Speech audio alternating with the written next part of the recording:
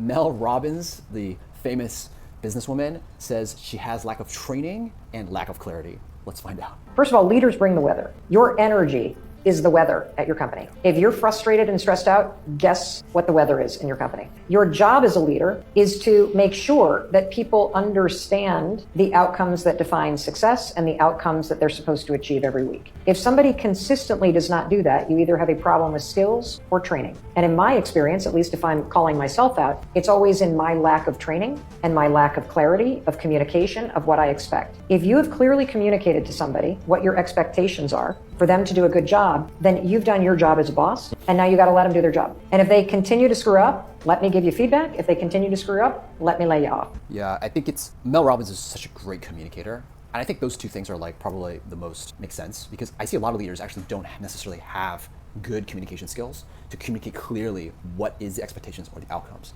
And sometimes that just comes through like a task that maybe you haven't thought it through, or maybe that the goal is not clear. I've seen a lot of that kind of happen, or there's just something else happening in the org that makes that thought process a little bit more difficult. So sometimes the answer isn't easy. But I do believe that when it comes to delegating and trying to give direction and guidance, you have that top vision, which is what is the top vision that we're trying to change? What is the overall change we're trying to make in the entire world? And then what are the tasks or the activities or the sub goals that then flow up to get to that overarching mission? And that's what I always tell with my team, which is what is the dream and what is the vision, and then how do we kind of get there? But by stating the dream first, it just allows them to put everything into context, and that makes a huge, huge difference. But what are the sub goal expectations? Sometimes those aren't clear.